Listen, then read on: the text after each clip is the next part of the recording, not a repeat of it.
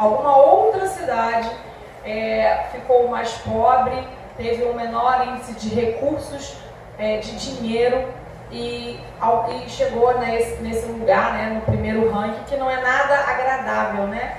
Eu acho que a gente não deveria ter nenhuma cidade nesse lugar de miséria, de pobreza, no qual Manari e outras cidades se encontram. Apesar dela não estar mais nesse ranking, mas ela continua com maior índice de mortalidade infantil. Por quê? A gente vai falar sobre isso em relação à pobreza, à miséria, à fome e à água. Mas eu queria explicar um pouquinho mais sobre o trabalho que a gente faz lá. Quando a gente viu esse trabalho missionário no qual a gente participou, uma das coisas que a gente viu muito lá e que a gente sentiu necessidade era a falta de relacionamento. A gente muitas das vezes quer falar sobre o amor de Deus para as pessoas, quer fazer aquele evangelismo de impacto, levar a palavra de Deus, mas esquece de uma coisa que é fundamental, que é o relacionamento. O relacionamento, a gente percebeu que isso era uma coisa extremamente importante, né?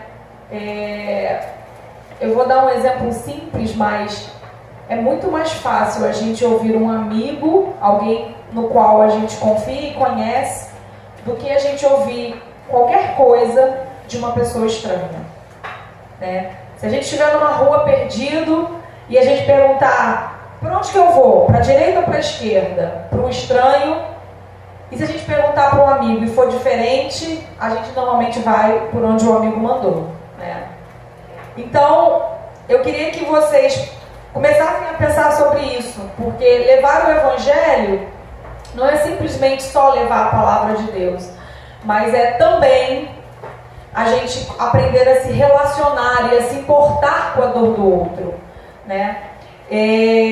A gente ouve muito falar sobre o sertão, a gente ouve muito falar sobre essas mazelas, mas a gente pode também ver todas essas dificuldades que a gente encontra não só no sertão, mas nos becos, nas favelas, muitas das vezes muito próximo da onde a gente está, né? E a gente tem tentado trabalhar lá de forma relacional, de forma com que a gente consiga entender a realidade do outro. A gente passa tempos dentro da casa dos sertanejos, convivendo com eles, aprendendo a se relacionar, entendendo a cultura local, entendendo as suas necessidades, as suas dificuldades, passando por isso com eles. Quando a gente está dentro da casa deles, a gente acaba passando a mesma fome, as mesmas sedes, a gente passa a ver como é difícil a vida de um sertanejo, e a gente muda um pouco a nossa ideia de cidade, essa cabeça com que a gente vem, que por mais que muitas das vezes a gente acha que a gente tem pouco, a gente sempre tem algo que a gente possa compartilhar. E o sertanejo ensina muito isso a gente, porque o sertanejo compartilha o nada. Ele compartilha a água com açúcar que ele dá para a criança de manhã quando não tem comida, e às vezes nessa casa só tem 2, 3 crianças, mas na vizinha tem mais 4, mais 5, e aquela água com açúcar é compartilhada. Isso me leva a pensar qual de nós primeiro ia pensar em compartilhar o pouco que se tem para dar de comer dos filhos e se preocupar com o vizinho. Muitas das vezes na cidade a gente é levado a pensar que primeiro meu, depois os outros. Primeiro eu alimento meu filho, para depois eu pensar no filho do outro. Primeiro eu alimento a minha vontade, o meu desejo, para depois eu pensar no outro. A gente muitas das vezes é levado a pensar que a gente tem pouco e a gente não pode compartilhar. Compartilhar comida, água no sertão é uma questão cultural. É uma questão que eles aprenderam desde cedo, que ainda com pouco a gente pode compartilhar. E muito mais além disso. O sertão me ensinou e continua me ensinando que a gente aqui não sabe o que é ser dependente de Deus. A gente fala sobre isso, a gente louva sobre isso nos nossos louvores, mas a gente não sabe o que é ser dependente de Deus. A gente não sabe o que é dormir com fome, acordar com fome, no lugar onde se vive através da colheita e muitas das vezes se tem seca por 5 anos. 5 anos sem cair uma gota de chuva, sem molhar o chão, no chão que é extremamente fértil, tudo que se planta dá, a gente só precisa de chuva, e um povo que não murmura, e um povo que está sempre, sempre acreditando que Deus vai prover no dia seguinte. É um irmão, é um amigo, é um vizinho, é alguém que vai compartilhar com ele a comida, a água, é alguém que vai chegar de fora e vai suprir essa necessidade. Mas a certeza de que essa necessidade vai ser suprida, de que Deus vai prover para o dia seguinte. Conta o 2 para mim.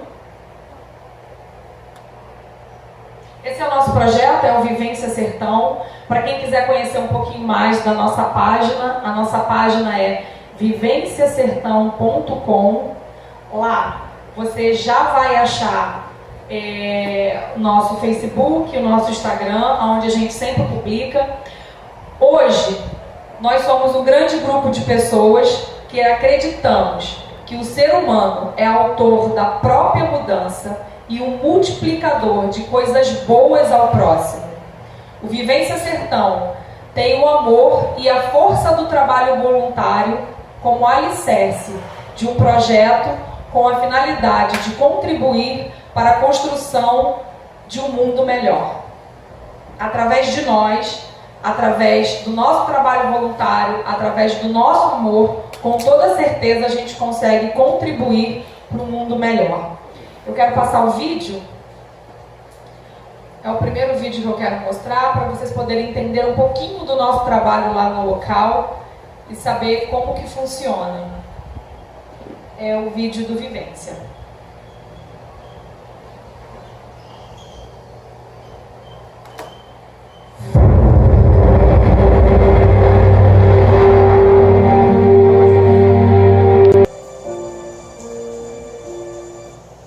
Bem, depois a gente vê tudo isso, o que me chama a atenção é que muitas das vezes a gente não presta atenção.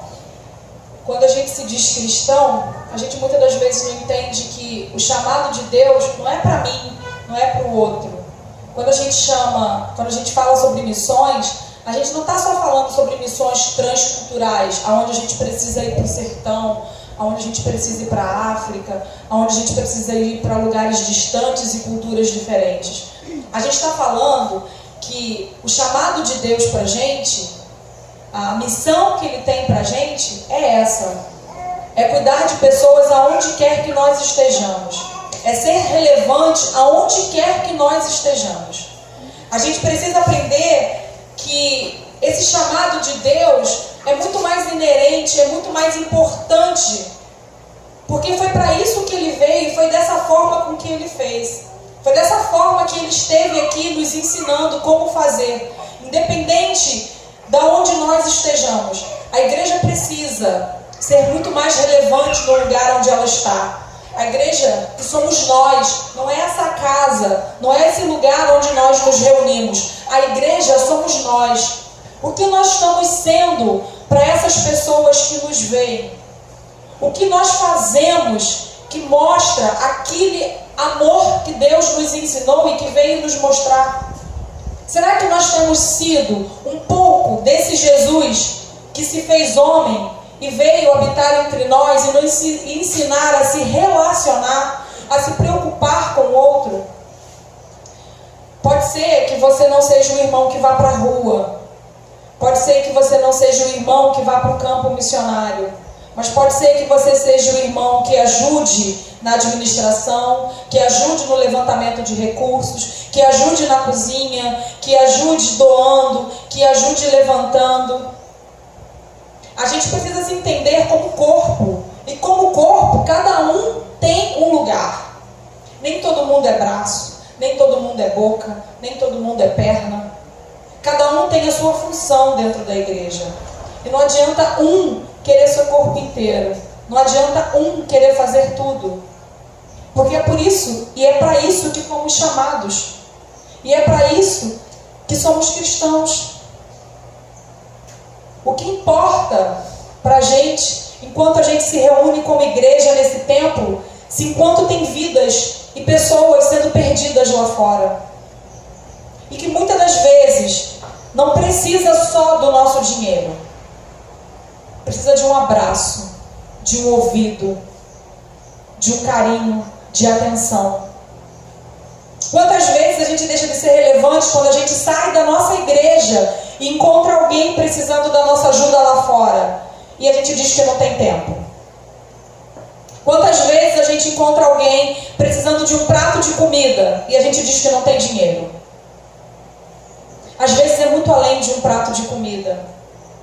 Eu já passei por essa experiência de alguém me pedir um prato de comida e no sentar e no compartilhar daquele comer, a pessoa queria voltar para casa, porque estava numa cidade que foi em busca de trabalho, que não conseguiu e começou a morar na rua e a mendigar o pão.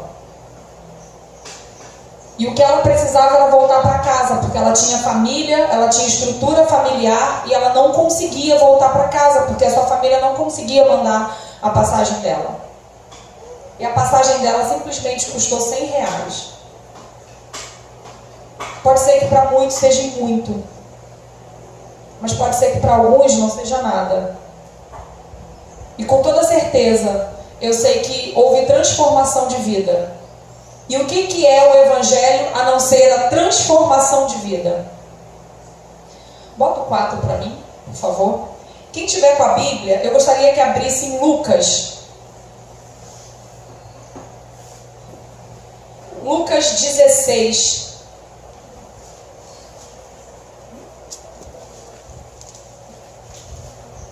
Perdão, Lucas 12. Lucas 12, 16.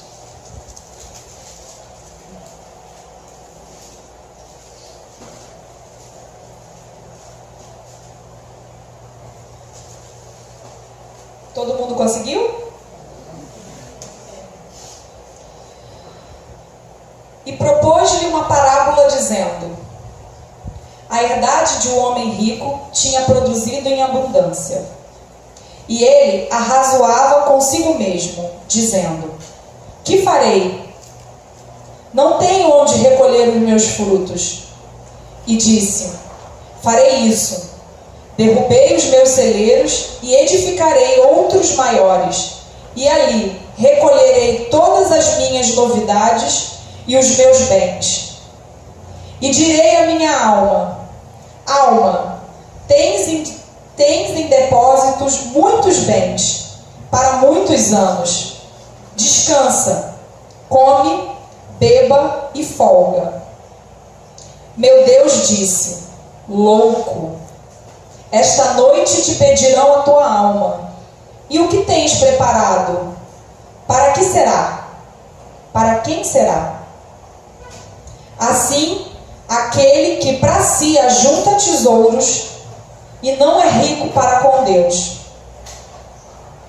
Gente, o dinheiro que não está movimentado, o dinheiro que não está gerando riqueza, e riqueza não é acúmulo de dinheiro, aquele dinheiro que não está abençoando pessoas, ele escraviza. Ele faz a gente ser cada vez mais dependente dele. Deus pediu para que a gente alcançasse pessoas, para que a gente amasse pessoas, para que a gente se relacionasse e falasse do amor dele para essas pessoas. Que coisa maravilhosa quando a gente consegue emprego, quando a gente tem o nosso sustento e quando a gente consegue abençoar. Às vezes, com muito pouco, a gente consegue abençoar e transformar outra pessoa. A cidade nos leva cada vez mais a acreditar que nós precisamos entulhar os nossos celeiros, acumular o nosso dinheiro em benefício próprio. Porque a gente precisa, para poder ter uma família próspera, para poder continuar ajudando a nós mesmos e a nossa família, A gente morre com a intenção de deixar dinheiro para nossa família, mas não foi para isso que Deus nos chamou aqui. O nosso dinheiro tem que nos servir, sim, e que bom por isso. Mas aquele dinheiro que abençoa, ele é muito mais, tem muito mais valor. Aonde nós temos colocado os nossos tesouros, ali estará o nosso coração. Nesse lugar aonde nós temos colocado o nosso tesouro, estará o nosso coração. É muito difícil a gente ver igrejas levantando templos grandiosos. É muito difícil a gente ver pessoas levantando impérios e não se preocupando com o outro. O nosso espaço que nós temos é para servir a nossa comunidade. Cada um que está aqui faz parte do corpo para servir a comunidade, e é por isso que a gente vem para cá, para a gente ser corpo, para a gente se ajudar mutuamente. Não adianta só a gente ir para a praça para querer levar o evangelho se a gente não se preocupa com quem está lá. Porque quando a gente acaba de falar a palavra, a gente acaba de recitar o versículo, a gente vira as costas, vai embora e vai para a nossa casa, comer a nossa comida e viver debaixo de um teto. É muito fácil a gente falar para o irmão que Deus o ama, enquanto a gente tem uma casa, comida para comer, um teto, um cobertor para se cobrir. Já imaginou a angústia de que é ouvir sobre o amor de Deus num dia de chuva e de frio, e depois ver o irmão virar indo embora, ir para casa comer e dormir debaixo de um teto, de um cobertor? Minha casa é simples, não importa, você tem uma casa, Deus te abençoou para isso. E é dessa forma que a gente vai continuar sendo cristão? É dessa forma que a gente vai continuar querendo levar e pregar o evangelho? Sem se importar com o outro, sem fazer transformação de vida? Será que por onde Jesus passou, ele não transformou vidas? Por onde ele passou, gente, houve transformação, houve mudança de pessoas, houve mudanças de vidas. E a gente pode fazer isso de forma simples. A gente pode ser uma igreja relevante. A gente pode muito mais. Bota para mim na segunda. Quem puder abrir Ezequiel 16.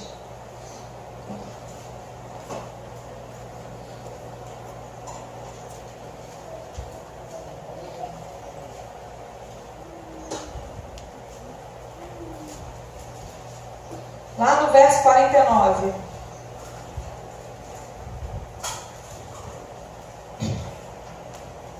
Todo mundo achou? Ezequiel 16, verso 49.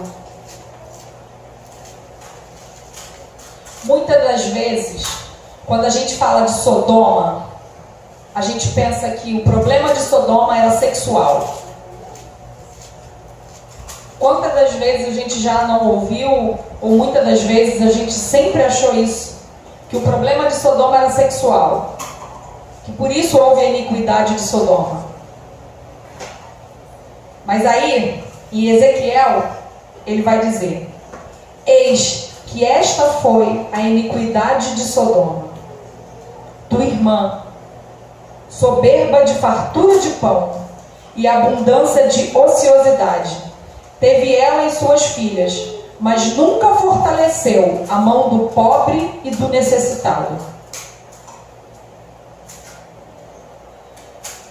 Será que não é assim que a gente está? Com fartura de pão e ociosidade de tempo?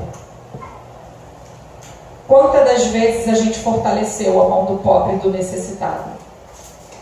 Quantas das vezes a gente se importou em perder 10 minutos do nosso tempo para sentar com alguém para conversar? Para ouvir o que ele tem para dizer? Para abraçar? Para dizer que se importa com ele? Nós somos muitos como os cristãos. Foi-se o tempo que o Brasil, a gente ainda falava que era um país de irmãos católicos.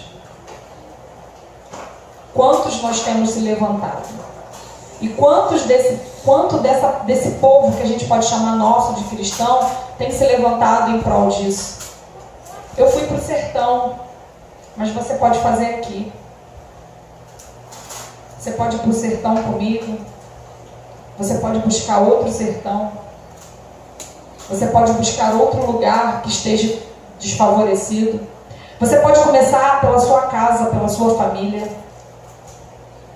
Não adianta a gente vir para a igreja, querer ser cristão aqui dentro, querer falar bonito aqui dentro, querer ser bondoso aqui dentro.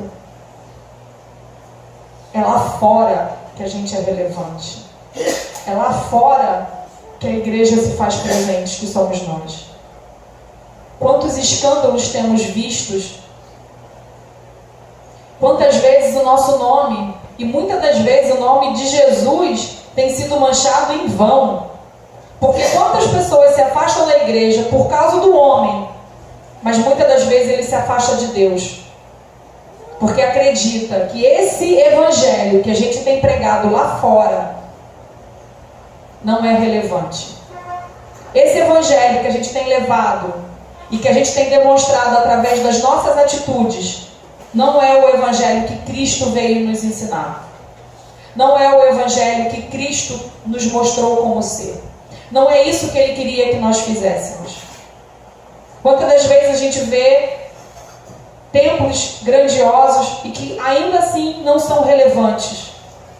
Pessoas acumulando dinheiro e continuam afirmando, dizendo que não pode compartilhar. Se aquele que passa fome compartilha, que dirá nós, que temos salário, que temos nossas casas. Esses dias eu com meu marido, a gente estava saindo de casa e a gente viu um pessoal que era morador de rua. Eles estavam catando as lixeiras perto da nossa casa. Tem caçambas de lixo muito grande onde o pessoal bota os seus lixos e depois a Conlube vem passar. E eles estavam ali revirando, catando alguma coisa que prestasse naquele lixo. E veio uma senhora de um apartamento e deu uma garrafa de água gelada. O dia era muito quente. E a gente ficou observando e vendo como que aquele pessoal ficou grato por uma garrafa de água gelada. E eles bebiam parecendo que era a melhor bebida. Já se imaginou no dia quente, sem ter como beber água? Ou beber só água quente? Eu não sei se vocês já tiveram essa experiência de estar trabalhando ou de estar num dia com muito calor e só beber água quente. Aquela água enche a barriga e parece que não sacia a sede. Você fica cada vez com mais sede, cada vez com mais dor na barriga.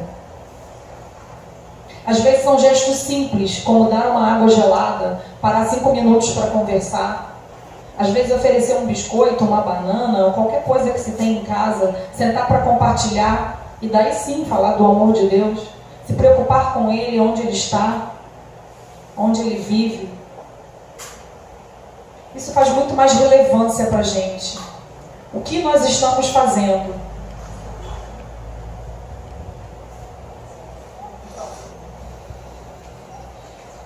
O povo está querendo nos ouvir pelos olhos. Chega da gente sair recitando versículos, chega da gente sair querendo falar que somos cristãos. Vamos fazer isso através das nossas atitudes. Elas falam muito mais alto do que aquilo que a gente está gritando por aí. As nossas atitudes falam muito mais alto. E é através da nossa atitude que a gente vai conseguir o coração do próximo. O próximo não é o outro. O próximo é aquele que está do nosso lado. É aquele que a gente tem compaixão, é aquele que a gente tem amor. É exatamente por isso que Deus pede para que ame ao próximo como a ti mesmo. Porque o próximo não é o outro. O próximo é alguém bem perto de nós. É alguém que é como nós. É alguém que, como nós, assim nós o vemos. E por isso nós o amamos, nós nos ajudamos. Muitas das vezes, ajudar o próximo ajuda a nós mesmos, como pessoa.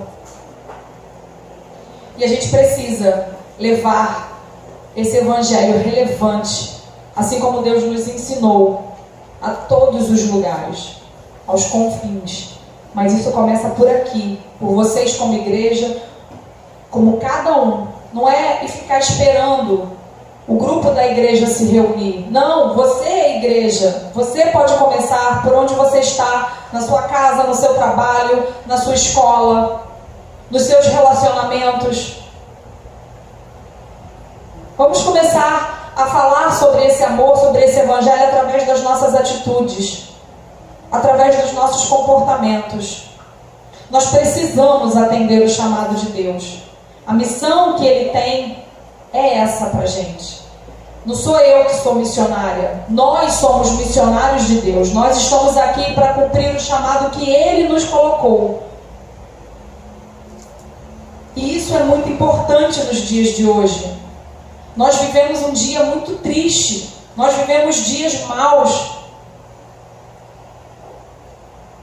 E que o povo tem clamado por esse chamado, por esse evangelho. O povo tem clamado por pessoas relevantes. Alguém que faça a diferença. Alguém que não use o evangelho para benefício próprio. Alguém que saiba que aqui as bênçãos que a gente consegue são almas e são pessoas para o Senhor. As nossas bênçãos não são nossas riquezas, porque Ele nos chama para entregar tudo que temos.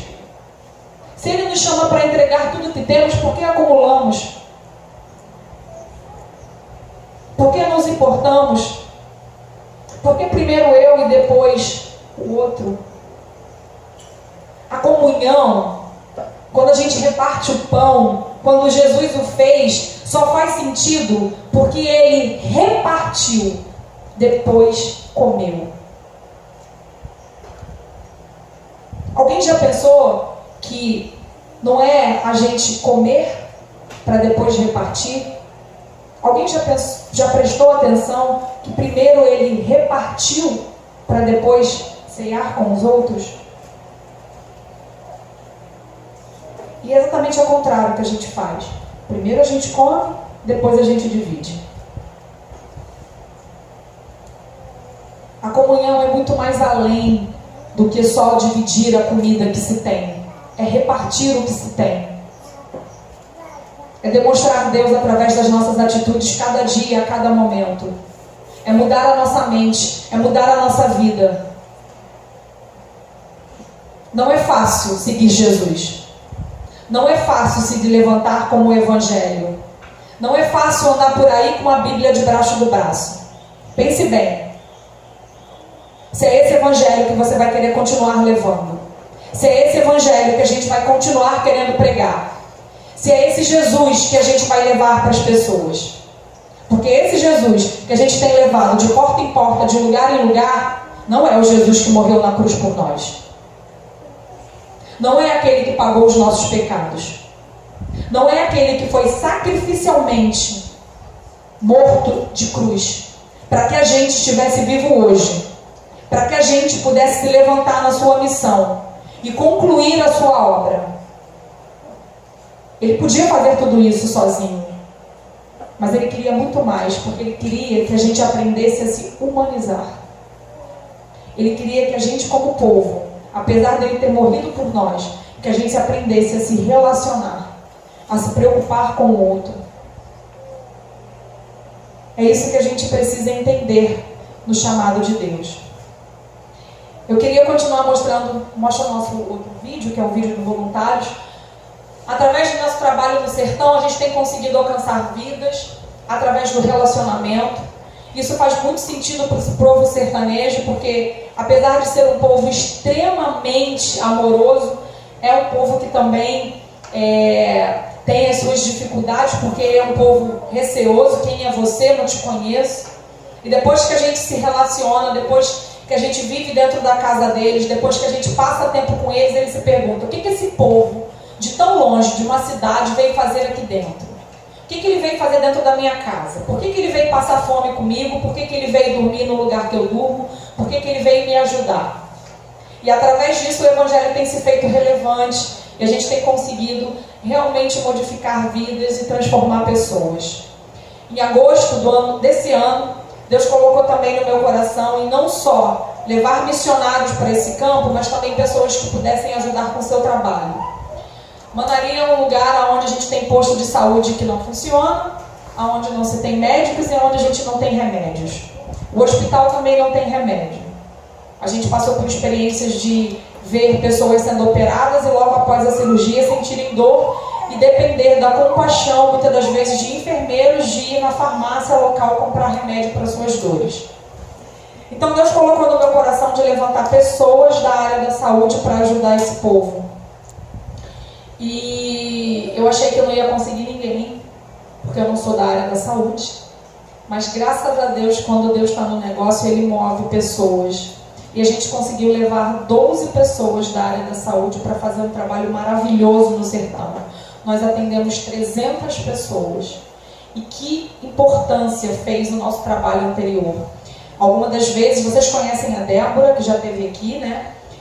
Num dos lugares onde nós fomos, chamado Baixas, é onde a Débora ficou. E só através do relacionamento da Débora que a gente conseguiu atender aquele povo. Então a gente viu que as coisas se completam.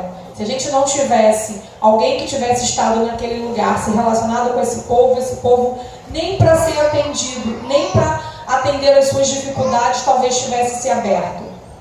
E a gente conseguiu fazer um trabalho maravilhoso que vocês vão ver através do vídeo. Então, esse foi o nosso tempo lá. Como vocês viram, o pouco acaba virando muito. Cada um contribuiu com o que podia. As pessoas que puderam estar conosco estiveram lá através da sua vida, doando a sua vida, o seu tempo, médicos, enfermeiras, voluntários, né? A Débora esteve conosco mais uma vez nessa missão. Então, assim, eu fico feliz, porque pessoas têm se levantado em prol do reino, pessoas têm pensado em outras, em vidas, e às vezes o que você acha que é pouco para você, junto com o outro se torna muito. A gente levou muitos medicamentos, a gente não só conseguiu atender 300 pessoas, conseguimos vermifugar todas elas e ainda conseguimos deixar o restante dos medicamentos que nos sobraram, que foram 3 caixas, para o hospital local. Então, isso não foi uma pessoa, isso não foi uma igreja, isso foram pessoas de todos os lugares. Nós não tivemos pessoas só do Rio, nós tivemos pessoas de todos os lugares que se mobilizaram em campanhas com seus amigos. E cada um doou um pouquinho, e esse pouquinho fez chegar a tudo isso. Eu acho que a gente pode se mobilizar, independente do que nós temos, independente daquilo que a gente acha que a gente é capaz. Deus sempre nos capacita para fazer muito mais, principalmente pela sua obra e por pessoas. A gente agora, quando vai voltar ao campo missionário em março, e a gente continua precisando de voluntários para campanhas. Uma delas é a campanha do material escolar em março. Como aqui também as crianças estão voltando às aulas, e normalmente as crianças lá não têm mochilas e nem tênis. Às vezes elas caminham por horas para chegar nas escolas, porque elas necessitam não só de aprender, gente, porque o aprendizado lá é muito fraco, mas muito mais, algumas vezes, da presença para poder manter o Bolsa Família em dia. O Bolsa Família, que faz muito sentido no sertão. Bolsa Família que acabou com boa parte da mortalidade no sertão por conta da fome. Não é valor absurdo. Normalmente o máximo que se recebe por lá é em torno de R$400. E muitas das vezes é muito pouco para uma família com 12, 13 crianças ainda. Então, a gente vai levantar mochilas usadas e tênis usados. Talvez esse seja o momento, né? Talvez algumas pessoas aqui são mães, são avós, que possam compartilhar com seu grupo de amigos, de escolas. Normalmente nesse tempo, em dezembro, as crianças trocam de mochilas, trocam de tênis, e o seu tênis usado em bom estado e a sua mochila usada em bom estado, com toda certeza vai fazer grande diferença no sertão para aquelas crianças que muitas das vezes levam o lápis, o caderno numa sacola de plástico e caminham horas, às vezes, com chinelo furado ou de chinelo. Então pense nisso. Nossa outra campanha, eu vou falar primeiro sobre a cesta básica. Com R$60 a gente consegue levantar a cesta básica para o sertanejo, alimentar uma família por um mês. E para a gente levar a palavra de Deus dentro de uma casa onde não se tem nada para comer é muito triste. Então a gente tenta levantar o máximo de cestas básicas que a gente conseguir para atender o máximo de famílias que a gente vai alcançar, para que a gente deixe pelo menos uma cesta básica por um mês. Então quem quiser se envolver, quem quiser criar grupos, quem quiser criar amigos, juntar pessoas e levantar cestas básicas. Nós não levamos daqui, nós compramos lá, porque a passagem de avião agora inclui a taxa extra, e lá, além de ser muito mais barato, a gente não precisa pagar a nossa taxa extra de transporte. Então cada cesta básica custa R$60. Se você quiser se envolver nessa campanha, a gente vai ficar muito feliz. E a água, Vamos falar da água. A água é algo que tem sido uma realidade muito triste no sertão. Tem uma imagem aí, volta lá para as imagens, eu não sei se vai dar para ver, é essa aqui. Essa imagem, gente, choca, porque é desse lugar aí, que se bebe água. É desse lugar aí que se toma banho, é desse lugar aí que se usa água para fazer sua comida. E se a gente der um zoom, é porque aqui a imagem é pequena, mas você vai ver que ninguém está triste, ninguém está de cara feia pegando essa água. Porque graças a Deus tem essa água. Porque quando a gente pergunta para o sertanejo o que é pior, se é passar fome ou se é passar sede, ele vai te dizer que é passar sede. Porque muitos chegam a beber óleo para matar a sede. Então é muito mais fácil passar fome do que passar sede. A última seca que a gente teve em Manari foram 7 anos. 7 anos sem água. Então, a gente vendo essa realidade, a gente começou a pensar em filtros de barro. E é a nossa próxima campanha. Cada filtro custa R$70. E você vai conseguir abençoar uma família. Como lá tudo se divide, tudo se compartilha, a gente tem tentado botar os filtros em casas onde a gente tenha famílias próximas, para que o pessoal possa pegar essa água. O filtro de barro já foi considerado um dos melhores filtros.